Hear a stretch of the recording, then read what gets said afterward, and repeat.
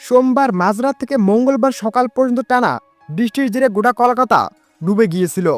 সেই বিপর্যয় কাটিয়ে শহর ধীরে ধীরে ছন্দে ফিরলেও জল এবং বিদ্যুৎ স্পষ্ট হয়ে 9 জনের মৃত্যুর দায় চাপিয়ে সরকারের বিরুদ্ধে সুর চড়িয়েছে বিরোধীরা।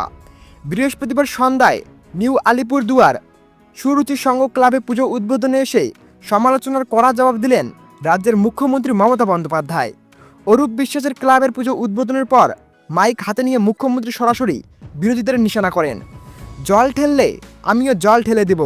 বৃষ্টির জল নিয়ে রাজনীতির অভিযোগ তুলে মমতা বন্দ্যোপাধ্যায় বলেন, বাংলা মানুষের পাশে ছিল, আশে থাকবে, তোমরা আমাদের জলে ভাসাও আর আমরা জল তাড়াই।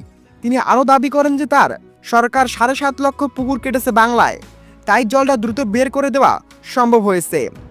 মুখ্যমন্ত্রী বিরোধীদের প্রতি তীব্র হুঁশিয়ারি দিয়ে বলেন, আগামী দিনে যদি ড্রেজিং না করে, যদি আমি আপনাদের আশীর্বাদে আবার ফিরে আসতে পারি, বুঝিয়ে দেব কি করতে পারি।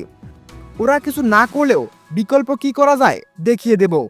আমাদের দিকে জল ঠেললেও আমি ওনাদের দিকে জল ঠেলে দিব। কত সহ্য করা যায়? প্রত্যেক বছর এক জিনিস। শহর ফিরেছে ছন্দে। বস্তুত বুধবার থেকে কলকাতা স্বাভাবিক ছন্দে ফিরতে শুরু করেছিল।